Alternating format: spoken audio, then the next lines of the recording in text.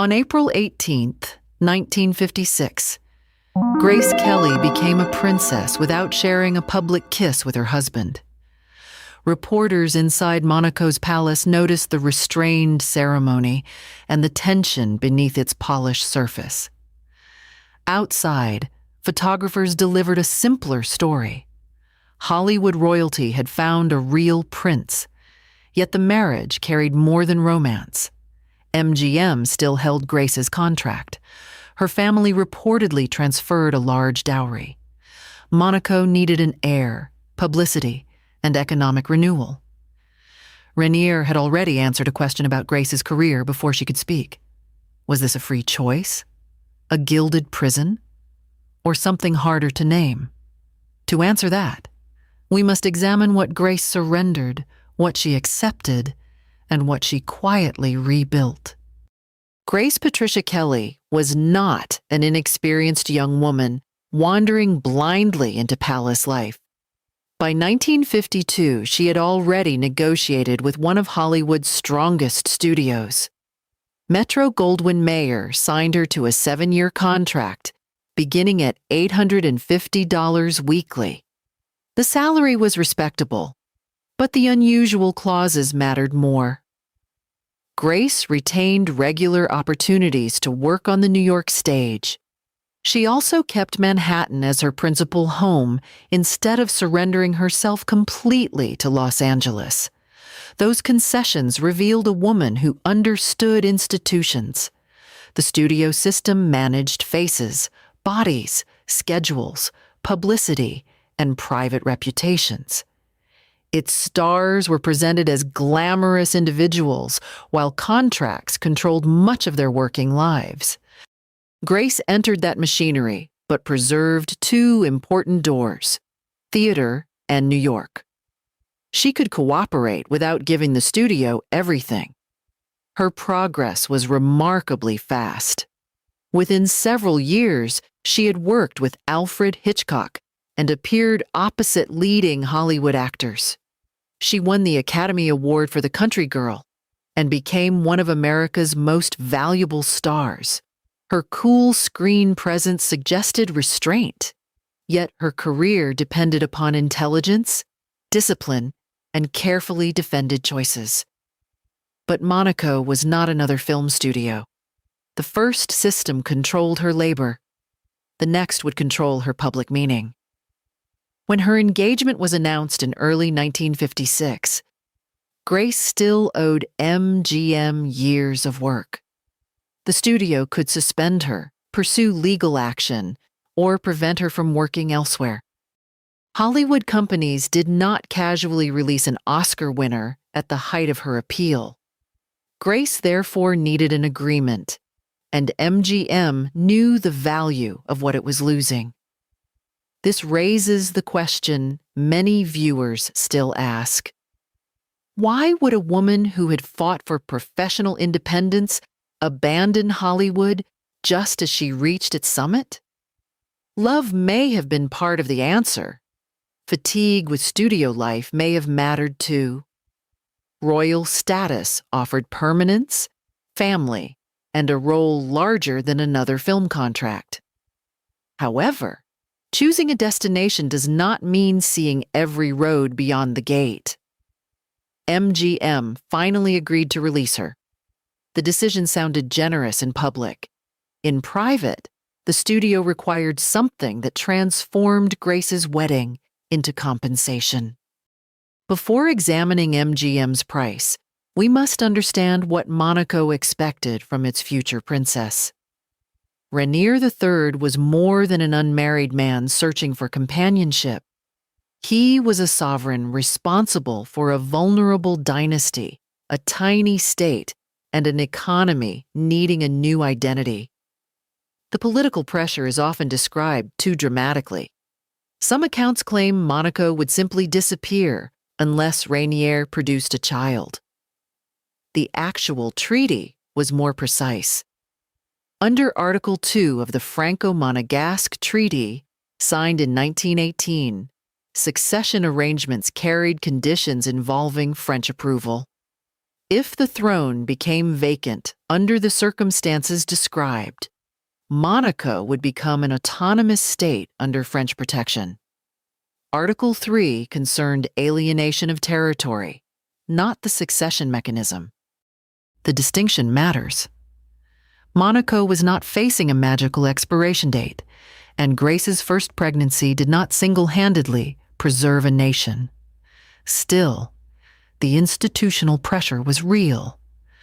Rainier needed a secure succession, and any prospective wife would immediately be evaluated as the potential mother of legitimate heirs. In Monaco, marriage, reproduction, and state continuity could not be separated cleanly.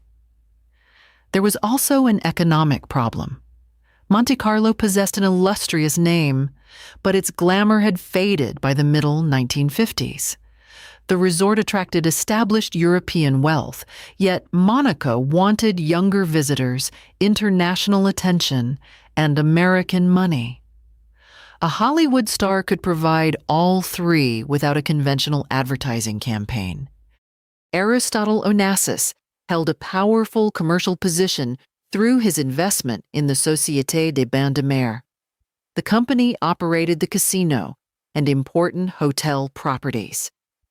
According to biographical accounts, Onassis encouraged Rainier to marry a famous American actress. Those accounts also claim Marilyn Monroe was discussed before Grace entered the story.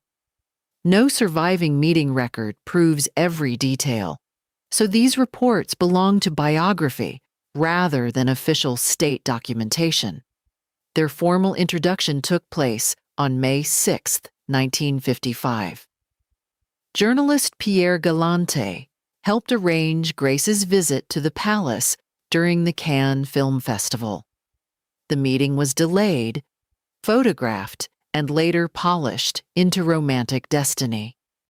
A private relationship eventually developed, but it unfolded inside a setting already crowded with public interests.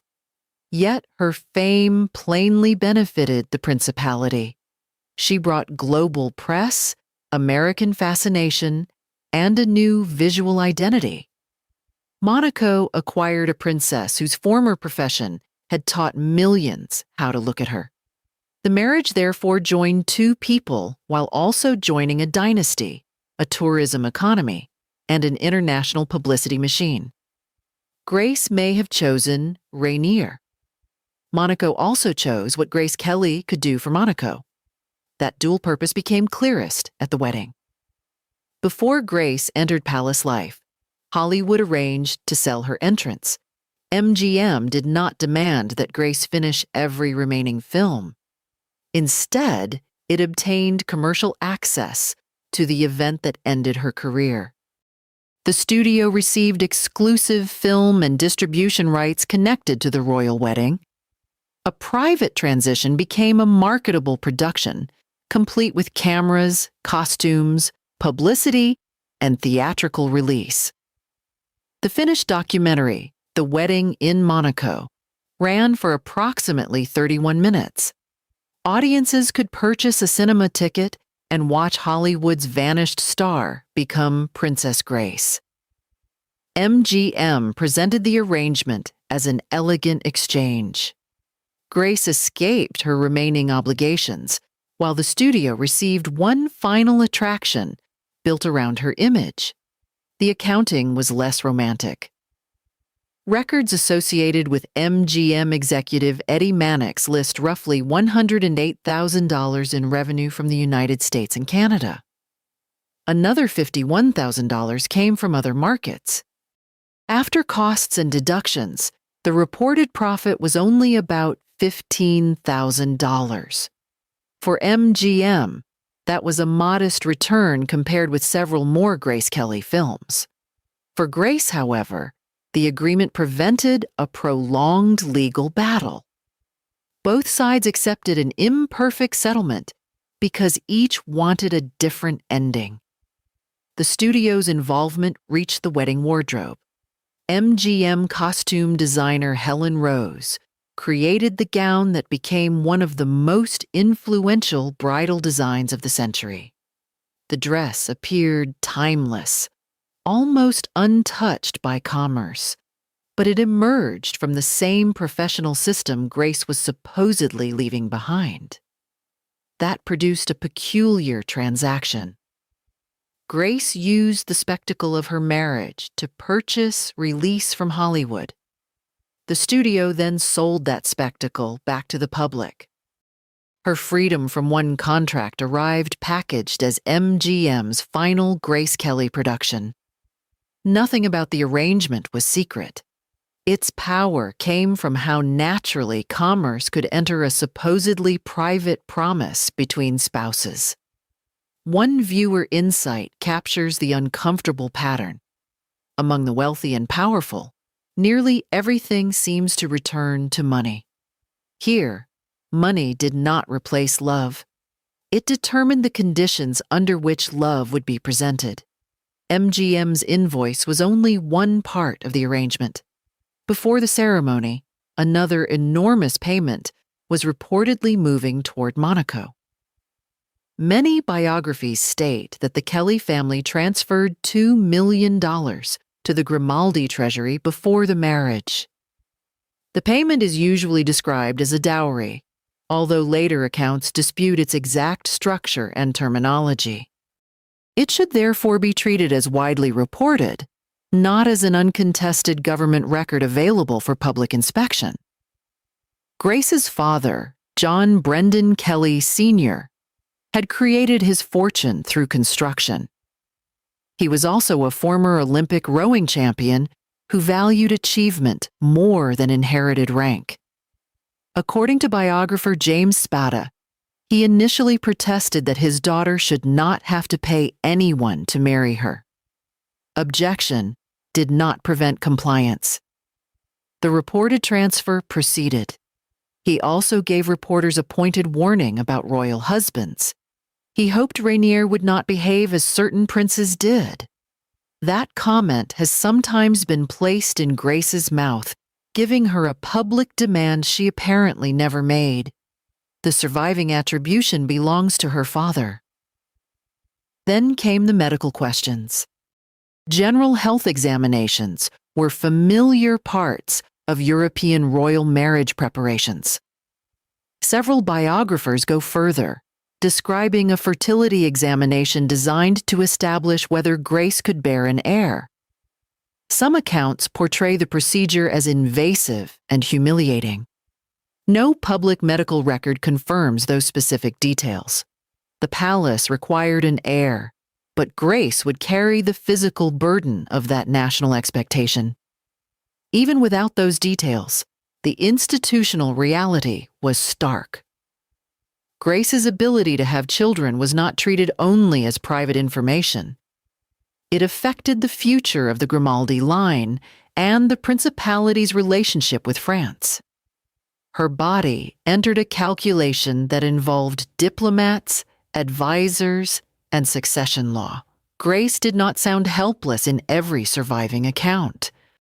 When protocol required separate rooms after the civil ceremony but before the religious service, biographer Sarah Bradford records her calling the rule absolutely Victorian. The remark suggests irritation rather than passive obedience. Grace noticed the absurdity. She was willing to say so privately. Yet noticing a rule and possessing the authority to change it are different things.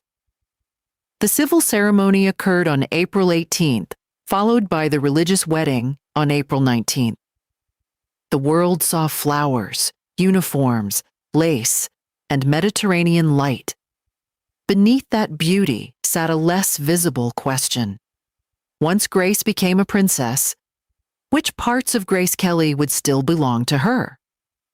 An early answer appeared at the engagement press conference. A reporter asked whether Grace intended to continue acting after marriage. Rainier answered before she could, saying he did not think so. 3 ordinary words established the expected future of an extraordinary career. Grace was 26. She had an Academy Award, international recognition, and repeated offers from major directors. Retirement was not arriving after a long decline.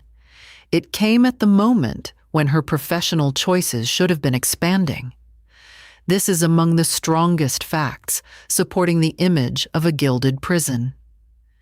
The decision concerned Grace's work, yet the public answer came from the man beside her. No dramatic command was necessary. Everyone understood that a reigning princess would not continue behaving like a contracted actress. After the marriage, Grace's films were reportedly unavailable for public screening in Monaco. The prohibition included the performances that had made her valuable to the principality. Monaco celebrated her fame while separating its princess from the visible evidence of how she earned it. The contradiction was almost perfect. Her face promoted Monaco throughout the world, but Monaco's audiences could not watch that face in Hitchcock's films. Grace Kelly became useful as a memory, while Princess Grace was expected to replace her. The limits were institutional as well as cultural. Monaco's constitution placed executive authority under the prince. Legislative power belonged jointly to the prince and the National Council. Judicial power operated through the courts. Claims that Rainier personally possessed all three branches without qualification exaggerate the constitutional language. Grace nevertheless held no independent constitutional office. She could influence charities, culture, public image, and private family discussions. She could not exercise state power simply because she was the sovereign's wife. Her worldwide recognition gave her prestige, not a separate legal mandate. That distinction later mattered within the family. Biographers describe disputes over Princess Caroline's education and her early marriage to Philippe Junot. Grace reportedly opposed important decisions, yet Rainier prevailed. These accounts demonstrate her limited influence, although they do not prove a sweeping claim that the Constitution granted him total custody in every circumstance. Was this what Grace expected when she accepted the proposal? She certainly knew acting would conflict with royal duty. She may even have welcomed relief from Hollywood's exhausting demands. What she could not easily test beforehand was the permanence of the exchange. Leaving a profession voluntarily feels different from discovering that returning is institutionally unacceptable. For 6 years, the question remained hypothetical. Then Alfred Hitchcock arrived with a role, a salary, and a path back to the identity Monaco had buried. Hitchcock knew what Grace could do on screen. He had directed her in Dial M for Murder, Rear Window, and To Catch a Thief. His films had transformed her reserve into suspense. In late 1961, he wanted that quality again for a psychological drama called Marnie. The proposed character was far removed from royal ceremony. Marnie was a thief living through invented identities, buried trauma, and severe emotional distress. The role demanded ambiguity, discomfort, and adult psychological darkness. It offered Grace the kind of challenge an ambitious performer might find impossible to ignore. The reported contract was worth $1 million. More importantly, Grace wanted the part. By March 1962, contemporary reports indicated an agreement had been reached. The palace announced that Princess Grace would return temporarily to filmmaking, and Rainier had initially approved the plan. For the first time in 6 years, the closed door opened. The reaction soon changed everything. Some Monegasque citizens objected to their princess portraying a troubled criminal. Parts of the French press joined the criticism. Grace was no longer treated as an actress selecting a difficult role. Her screen character was interpreted as a statement about Monaco's dignity. This is where royal symbolism became control. An actress can play someone morally compromised without endorsing that person.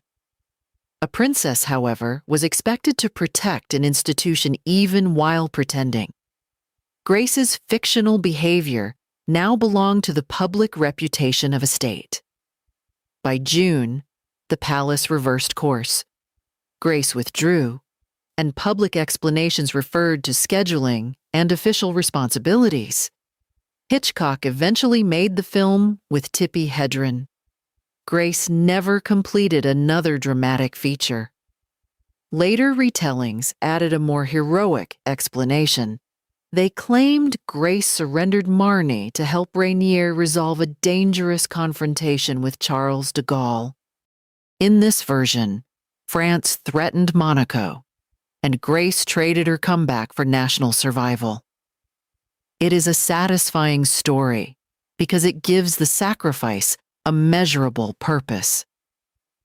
The chronology does not support such a bargain. Rainier's dispute with France had begun after he dismissed Émile Pelletier, the French-appointed Minister of State. De Gaulle's government viewed the action within a larger conflict over taxation, sovereignty, and French businesses using Monaco's favorable system. By April 1962, France had formally given notice affecting its agreements with the Principality. Grace's negotiations with Hitchcock were unfolding during the same spring. Public opposition grew in May and June, and her withdrawal was announced in June. The French confrontation continued afterward. In October, customs controls and border inspections were imposed around Monaco. The cordon still came later. Monaco promulgated a revised constitution on December 17, 1962. A new tax and customs convention with France was signed on May 18, 1963. These events helped settle the confrontation, but neither provides evidence that Paris demanded Grace abandon Marny. There are other later explanations, including claims that a miscarriage affected Grace's decision. The available record does not establish that as the decisive reason. It should not be elevated from audience speculation into historical fact. What can be said is already painful enough. Grace wanted the role, and Rainier approved it at first. Public and institutional resistance followed. The approval disappeared, and her career remained closed. The political crisis proceeded on its own course, regardless. Nobody purchased the sacrifice. Hollywood closed for the second time. Grace could either remain defined by that absence or find other ways to speak. The familiar tragedy would have Grace slowly disappearing into ceremonies after Marny.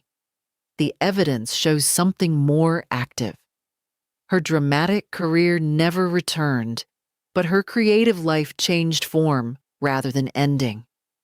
Grace developed a serious interest in flowers and botanical art. She helped establish the Monaco Garden Club and later created pressed flower compositions with close attention to color and structure. What could be dismissed as a princess's harmless hobby eventually produced exhibitions and a published volume. My Book of Flowers, created with Gwen Robbins, appeared through Doubleday in 1980. It combined personal reflection, floral history, gardening, and Grace's own artistic work.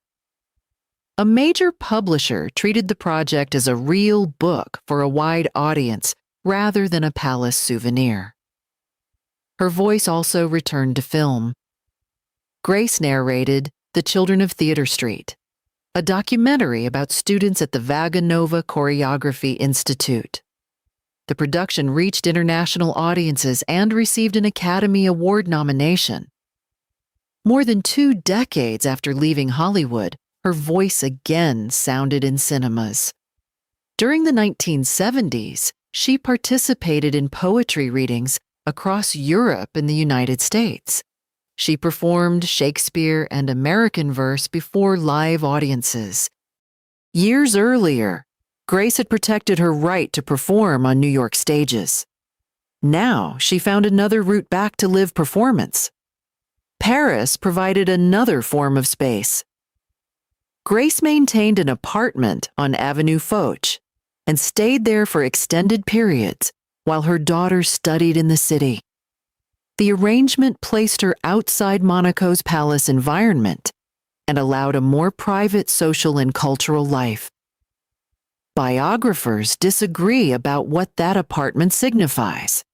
Sarah Bradford interprets it as emotional independence and relief from a marriage that had cooled. Donald Spoto presents it more practically, connecting it to schooling and a continuing partnership with Rainier. The same address supports two different stories because Grace left no private declaration settling the question. We should resist choosing the more dramatic version merely because it fits the title. The documented fact is geographical. Grace possessed the resources and freedom to maintain a residence in another country and use it for substantial periods. Not conventional imprisonment. Paris gave Grace room. It also gave gossip writers an unanswered question. What was a princess doing so often away from her husband? The tabloids answered by placing a man into nearly every available space. Frank Sinatra became one supposed lover. Yet Sinatra was a close friend of both Grace and Rainier and godfather to Princess Stephanie. Allegations of a later affair rely largely upon anonymous gossip, not corroborated records. David Niven entered similar stories because he lived nearby, socialized with the Grimaldis, and belonged to Grace's Hollywood world. Proximity became suspicion. No strong documentary evidence turns their friendship into a post-marital romance. William Holden requires a clearer distinction. Film associates support a relationship between Holden and Grace during the Hollywood years, before she married Rainier. Claims that it continued after 1956 lack comparable evidence. A supported premarital relationship cannot automatically validate a later affair. Director Robert Dornhelm was also named in speculation after working with Grace on The Children of Theatre Street. The allegation depends mainly upon interpreting professional collaboration and Paris independence as romance. It remains unsubstantiated. Notice the repeated formula. Grace lived partly away from Rainier. She worked with or entertained a familiar man. A publication joined those facts with an affair because scandal filled the silence more profitably than friendship. The apartment created a vacuum, not proof. Modern rumors involving Princess Charlene should not be used to explain Grace's marriage. They concern another woman, another period, and disputed circumstances. Similar imagery does not create historical evidence. Nothing proves otherwise. The more reliable record of Grace's independent life lies elsewhere.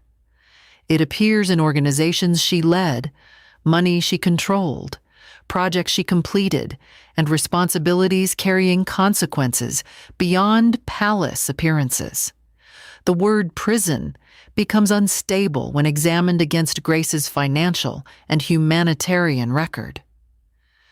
According to accounts of her marriage arrangements, she retained ownership and management of her personal wealth. Her Hollywood earnings and family inheritance did not simply pass into Rainier's control. This claim belongs to marriage records and biographical research, not to Monaco's constitution. Her public work also involved more than appearing beside a donation box. Grace became president of the Monaco Red Cross in 1958 and remained closely involved until her death. She supported fundraising, institutional development, and international relief. The position gave her continuing responsibilities with measurable consequences. In 1963, she founded AMA Day, the World Association of Children's Friends. Its purpose centered on the welfare and protection of children across national borders. The following year brought the Princess Grace Foundation, which supported cultural work, local craftspeople, and performers. We should not inflate these positions into constitutional power or claim absolute control over every budget. Leadership of charities is not the same as governing Monaco. It nevertheless gave Grace influence, administrative work, and an identity extending beyond wife and mother. Decisions made through those organizations affected lives far outside the palace.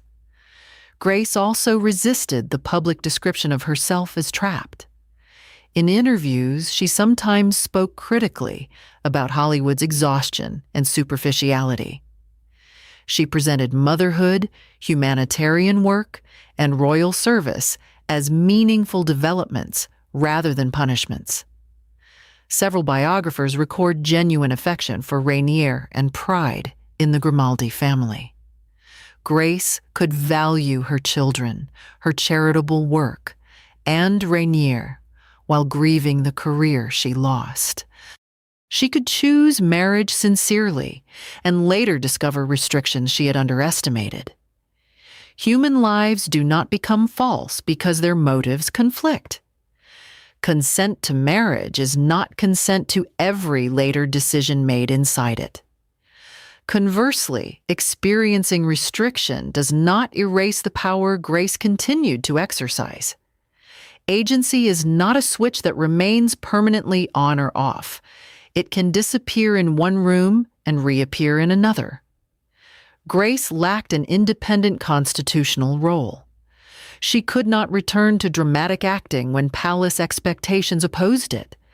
Yet she directed her own wealth, led organizations, published, performed, traveled, and maintained space beyond Monaco. Those facts do not cancel the restrictions. They prevent us from turning restriction into total captivity. Her freedom survived in fragments: money, travel, charitable authority, and artistic work. None restored the career that royal life had closed at 26 years old. The strongest portrait is neither helpless princess nor completely autonomous celebrity. It is a woman negotiating within narrowing boundaries, sometimes losing, and sometimes creating another route. She did that for 26 years. The event that ended her life came without a contract, a vote, or a palace decision. On September 13, 1982, Grace left the family residence at Rock Aigle with her youngest daughter, Stephanie. Grace was driving a Rover down the mountain road toward Monaco. The route curved through steep terrain she knew well. During the descent, the car failed to negotiate a turn and left the road. It fell down the slope, leaving Grace critically injured and Stephanie hurt but alive. Grace was taken to the hospital with severe brain trauma and other injuries. Medical evidence indicated that a cerebral hemorrhage or related vascular event occurred before the crash. Such an event could explain why an experienced driver suddenly lost control on a familiar road. A further hemorrhage left Grace's condition irreversible. After doctors concluded recovery was impossible, the family agreed to withdraw life support. Princess Grace died on September 14th, aged 52. The simplicity of that medical explanation did not satisfy the appetite surrounding a famous death. Rumors developed before grief had settled. One claimed 17-year-old Stephanie had been driving and that palace officials protected her by altering the story.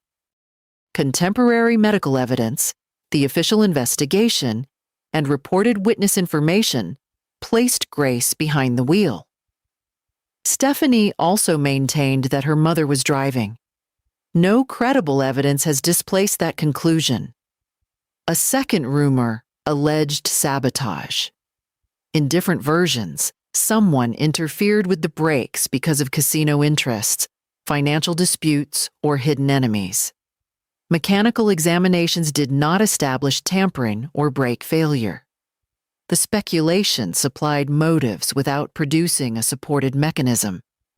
Historical caution matters. The public lacks every private medical and investigative record. We need not claim complete knowledge of each second on the mountain. Evidence supports a vascular event followed by an accidental crash. The disaster began inside Grace's body, not in a conspiracy. That ending feels almost brutally ordinary after decades of ceremony. Grace's life had been shaped by treaties, press negotiations, inheritance, succession, diplomacy, and royal custom. None of those forces caused the final turn. A blood vessel failed while she was driving her daughter home. Her death encouraged the same simplification that had surrounded her wedding. The bride became a fairy tale princess. The dead princess became either a saint, a victim, or the center of an unsolved plot. Each version offered a clean emotional answer. Her actual life resisted all of them. To judge the marriage, we must return to the evidence rather than the legend created around her ending. The gilding is undeniable. Grace lived in palaces, wore extraordinary clothes, traveled internationally, and possessed financial security. Her wedding changed Monaco's global image and made her one of the century's most recognizable royal women. The restraints are equally real. Rainier answered the career question for her. Acting ended when she was 26. Her films reportedly disappeared from Monaco's screens. Public pressure defeated the Marnie return, and Grace possessed no independent constitutional authority within the state she represented. Restrictive. Grace reportedly controlled her personal assets. She led humanitarian organizations, supported artists, published a book, narrated a documentary, read poetry before audiences, traveled, and maintained an apartment in Paris. A complete prison metaphor cannot contain those documented choices. What happened was more complicated. Grace moved from a studio that controlled her professional image into a dynasty that controlled her royal image. At MGM, she negotiated for New York and the stage. In Monaco, she created space through charity, literature, performance, travel, and Paris. She lost the largest battle. The film career never returned. Yet she did not spend the remaining years waiting passively inside a beautiful tower. She adapted, worked, and negotiated with the resources still available. The fairy tale conceals the cost of the marriage. The prison story conceals Grace's continuing agency. Both stories become easier when they remove her contradictions. She may have loved Rainier and still resented royal limits. She may have chosen Monaco and still mourned Hollywood. She may have defended her marriage sincerely while protecting private grief. None of those possibilities requires the others to be false. Grace Kelly's marriage was a romance, a dynastic solution, a publicity event, and the ending of a remarkable career. She entered it by choice, but choice did not guarantee equal power over everything that followed. She surrendered acting and then constructed another public life from charity, art, family, and carefully claimed independence. Do you believe Grace freely chose the life she wanted or understood its full price only after escape became impossible? Share your view below. If this story changed how you see the Monaco fairy tale, please like the video and subscribe to Crown Secrets and Scandals. Thank you for watching and for examining the record with us. The fairy tale and the prison were both too small to contain Grace Kelly.